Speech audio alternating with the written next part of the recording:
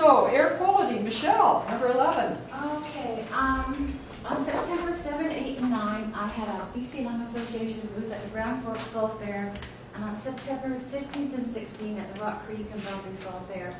Information on air pollution, lung issues, and tobacco was handed out to adults, and there were activities for children.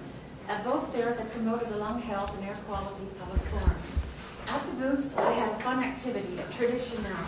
Guess how many jelly beans in the antique jar? The winner gets the jelly beans and the antique jar. A Grand Forks resident had the closest guess of 1,087 without going over the actual total of 1,093. A total of 670 persons entered the contest. At both fairs, Sorry, how many entries? 670 people. And I can tell you, my throat, after two full persons, I could already speak. Anyway, at both fairs, residents expressed concerns about the continued poor air quality of Grand Forks and rural area and the impact on their health. There were some pointed remarks leveled and frustration at the perceived lack of progress. There are some misconceptions that the Environment Committee has closed meetings. Some recent newcomers to the area expressed disappointment with the air quality compared to what they had moved from. The new State of the Air report for 2012 was printed in late spring, and I have been in the process of handing out 250 copies to communities in school district number 51. The Lung Health and Air Quality Public Forum is happening on Friday, September the 21st from 6 to 9 p.m. The public forum is in the number 8 meeting room by the lower parking lot in the Selkirk College Grand Forks campus. Coffee and goodies will be available. With this forum happening in our community, I've been trying to get the word out through the media, digital signs, example, posters to Christina Lake and Grand Forks. This forum is being presented by the British Columbia Lung Association in partnership with Health Canada, First Nations, and Inuit Health Branch and Interior Health Authority. Donations by residents to the BC Lung Association have helped bring this forum to our community. I also have, here, put it in this is what's been going around, this poster everywhere. So, but I also have the State of the Air report. If I could pass them around, and if you're in an office, can you take them? I what? So I'll pass them around, whoever, well, I'll give it to people. Oh, and one more thing. At the Rock Creek Fall Fair, a little boy kept coming to me all day. And he was a nice little boy, and he said, would you please come with me in the corner? I was in the pavilion. And up in the corner, he said, you see that dark spot? It was a bat. The bat stayed there the whole weekend in the corner. I don't know what happened to it, but it was inside. Oh, John. Thank you. Thank you, Michelle. So, yeah, I'll be there tomorrow. That'll be great. So if any of you can make it, that'll be with the media that's here today, can you let the public know and reinforce with them that the Environment Committee meetings are open meetings for anyone? Because it's and maybe I'll get a letter into the editor as well.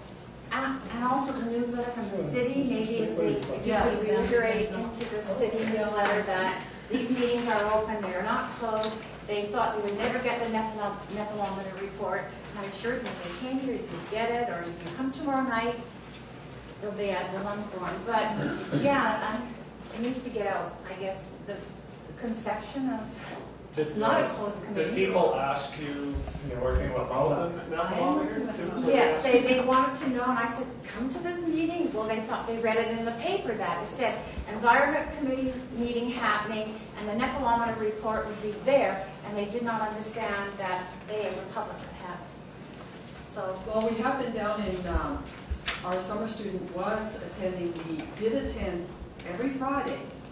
The farmer's market. Yes, I told. How public can you get? Yeah, I know. Well, you know, surprising, and I know one of the gentlemen, because he's my neighbor, and I was surprised because we've been good friends for years, but he couldn't come over to my house or call me on the telephone and ask me the question instead of choosing to, you know, bring it in the paper on the letters to the editor without doing his homework and informing himself of what the real situation was. So I was kind of disappointed in that. Anyway, it was very interesting at the full fairs to get lots of different viewpoints. And wood smoke, wood stoves. You know, BC Young has a pamphlet, Wood Stoves in Your Health, and they can't just come and say, ban them all, but they want you to use an up-to-date wood stove. And of course, there's harmful stuff that does come in the wood smoke. And I had some people from Alberta who spend half the year here and half there. And where they live in Alberta, they're in a small community, and the next door neighbor has 4 wood stoves. This person is not a well person because of the 4 wood stoves next door. I said, are there any laws or any? Well, of course, everybody wants a wood stove in their community. I don't think Alberta's even passed the EPA law. I think they're one of the few provinces where you can still buy a non-EPA approved stove. So I told them, we have a wood stove coordinator, EPA, CSA, approved. You've got to have it has to be approved, meet codes. But it's very interesting to see lots of different viewpoints. And that's the networking work that we do here. Yes, yeah. So I think if it's in the paper, and then the city paper about this is an open meeting, it would help. And on the websites. And on the- The Gazette has, or the Boundary Sentinel has a website. Grand Forks Gazette has their website as well. I almost replied to Dave's thing just to straighten them out, but I figured somebody else might be. But I don't think anybody did, because all my friends tell me, nobody pays attention to what he writes anymore. He's on a list of 6 people who constantly write letters to the editor that make no sense. Well, we'll get David out the next environment. I'll go pick him up. Yeah. I know him too. He's a nice man. Oh, yes. Yeah. So, Michelle, are you finished? I'm all finished. So I hope to see you tomorrow night if you can make it. From 6 to I know it's 5 Friday o'clock. night.